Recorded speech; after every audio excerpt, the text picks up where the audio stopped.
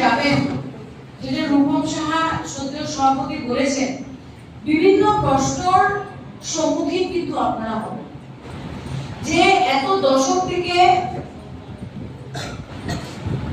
আমরা কিন্তু রাজনৈতিকভাবে একজন আরেকজনের বিরোধিতা করেছি, এটা অস্বীকার করলে আমার মনে হয় সঠিক হবে না।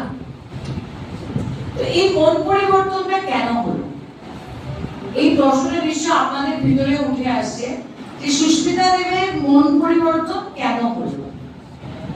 আমার শুধু একটাই দুঃখ যে 2021-এ যখন আমি ভারতীয় জাতীয় কংগ্রেস থেকে পদত্যাগ দিয়েছিলাম, আমার একটাই ভুল ছিল, অগস্ট মাসে 2021-এ তখনই আমাকে ভারতীয় জনতা পার্টিতে আসা উচিত ছিল। আমি 5টা বছর সর্বভারতীয় তৃণমূল কংগ্রেসে মেম্বারশিপ নিয়ে প্রচুর চেষ্টা করেছি কাজ করার, কিন্তু এটা স্পষ্ট হয়ে গেছে যারা বলে যে বিচারধারা কি লড়াই है, আমরা তো শুনি পার্লামেন্টে টিভিতে কি বিচারধারা কি লড়াই है, তবে আমি বলবো যে আমরা নর্থ ইস্টার্ন স্টেটসের দিকে তাকাই, নর্থ ইন্ডিয়ার দিকে তাকাই, বা এখন আমরা বলতেই পারি যে সাউথের দিকেও যখন আমরা তাকিয়ে দেখি, এটার মধ্যে কোনো দুমত নেই যে ভারতীয় জনতা পার্টির যে আদর্শ বা আইডিওলজি আছে, বা আরএসএস এর যে আদর্শ আইডিওলজি আছে, প্রধানমন্ত্রী নরেন্দ্র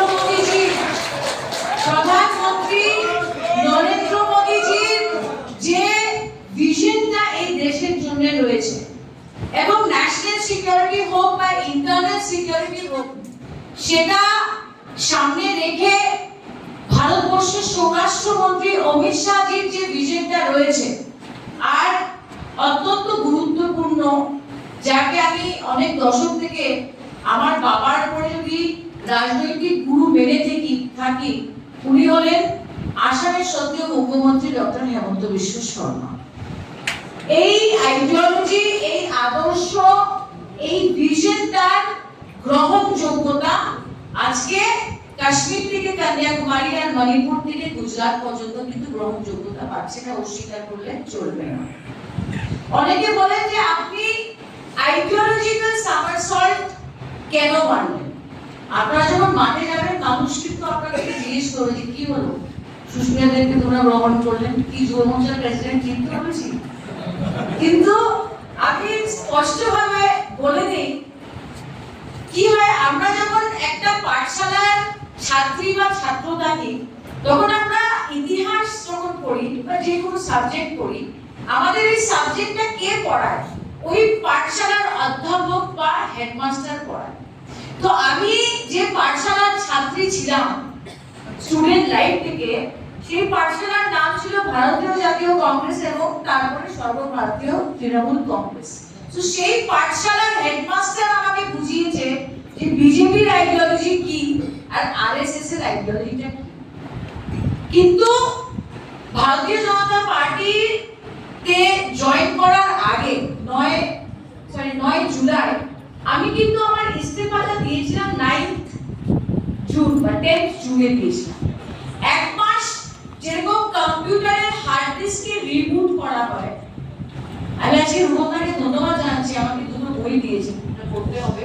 কিন্তু এছাড়া ভূপেন্দ্র যাদবজি মাননীয় মন্ত্রী এবং পশ্চিমবঙ্গের যিনি দায়িত্বে ছিলেন, উনি আমাকে একটা বই গিফট করেছিলেন যখন প্রথমবার দেখা করলাম। সো যেভাবে কম্পিউটার রিবুট হয়, আমাকে নতুন করে শিখতে হয়েছে, কারণ আগে যে চশমা পরে আমি বিজেপির দিকে তাকিয়েছি বা বিজেপির আইডিওলজির দিকে তাকিয়েছি বা আরএসএস এর অ্যাক্টিভিটির দিকে তাকিয়েছি, সেটা কিন্তু ওই পাঠশালার হেডমাস্টার আমাকে শিখিয়েছে। কিন্তু এটা আমি অস্বীকার করবো না, আজকে আপনাদের মধ্যে দাঁড়িয়ে যদি আমি বলি যে আমি সব শিখে নিয়েছি, আমি আরএসএস এর হিস্ট্রি, ইতিহাস সব জানি বা বিজেপির ব্যাপারে সব শিখে নিয়েছি, এটা বলা সঠিক হবে না। আমার ধারণা যে আগামী দিনে আপনাদের সঙ্গে যখন কাঁধে কাঁধ মিলিয়ে কাজ করব, হাতে হাত মিলিয়ে কাজ করব, আপনাদের কাছ থেকে আমার অনেক কিছু শেখার আছে, সেটা আমি মাথা পেতে নিশ্চয়ই শিখব, এটার মধ্যে। এবং একটা কথা বলবো যে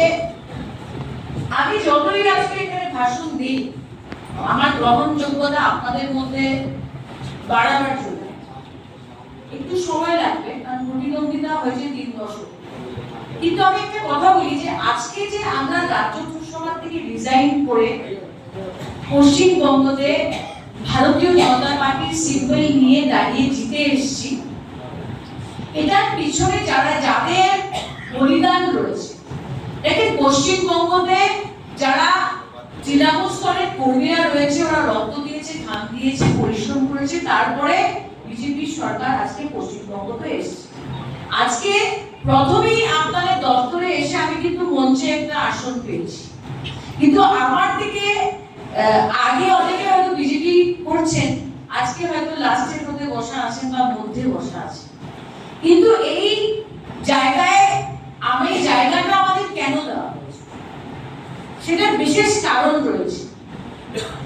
আজকে আমরা বিজেপিতে কেন ইস্তেফা দিয়ে রাজ্যসভার সিটটা ছেড়ে এসেছি, কারণ এটার পিছনে প্রাইম মিনিস্টার মোদির একটা স্বপ্ন আছে।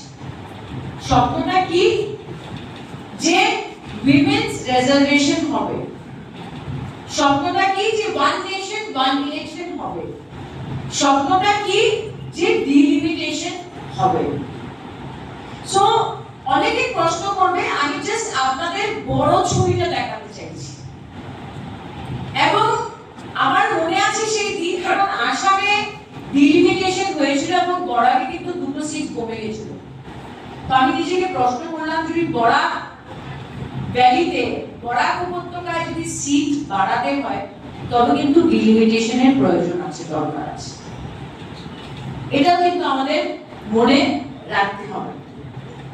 প্রত্যেকটা দলের বা সরকারের কাছে ভুল ত্রুটি থাকতে পারে, এবং ভুল ত্রুটি যখন থাকে এটাকে কিন্তু ফেস করতে হয় তৃণমূল কংগ্রেসের তৃণমূল স্তরের যারা কর্মীরা আজকে ওয়ার্ডে আছেন, গ্রামে আছেন, আপনাদের কিন্তু এটা ফেস করতে হচ্ছে। রাস্তাঘাটকে আজকে রূপমদা বলেছে।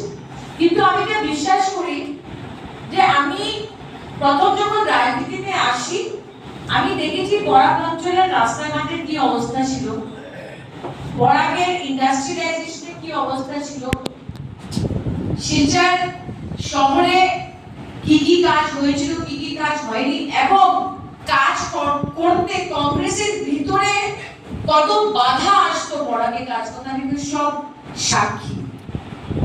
আর যদি আমি তুলনা করি, আমি বলবো না যে ভারতীয় জনতা পার্টির ডাবল ইঞ্জিন সরকার আসার পরে আমরা সবকিছু করে নিয়েছি বরাক ভ্যালিতে, কিন্তু আমি দায়িত্ব নিয়ে বলছি, প্রাক্তন সাংসদ হিসাবে আমি শিলচরের বিধায়ক ছিলাম, আমি পৌরসভার নেত্রী ছিলাম, কিন্তু বিগত 10 বছরে যে কাজটা হয়েছে এটা বরাকের ইতিহাসে কোনোদিন হয়নি, এটা অস্বীকার করতে চলবে। আমি বক্তৃতা দীর্ঘায়ু করছি না, সবাইকে অন্তরের অন্তঃস্থল থেকে ধন্যবাদ জানাচ্ছি। আমাকে কেউ বোন মনে করে, কেউ মেয়ে মনে করে, কেউ সঙ্গী মনে করে, সহকর্মী মনে করে আপনারা গ্রহণ করেছেন, সেটার জন্য শত শত ধন্যবাদ।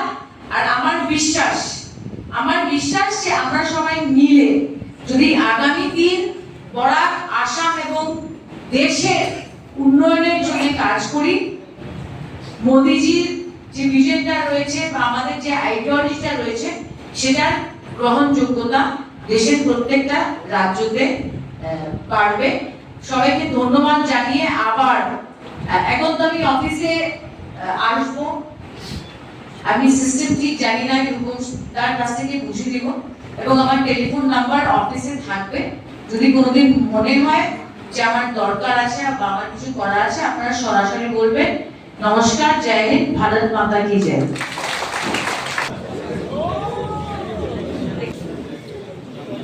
जिला कमिटी सभापति श्री रूपम साहा महाशय, এখানে উপস্থিত রয়েছেন আসাম সরকারের মাননীয় মন্ত্রী শ্রী কৌশিক রায় মহাশয়, উপস্থিত আছেন শিলচর লোকসভা কেন্দ্রের মাননীয় সাংসদ শ্রী পরিমল শুক্লবৈদ্য মহাশয়,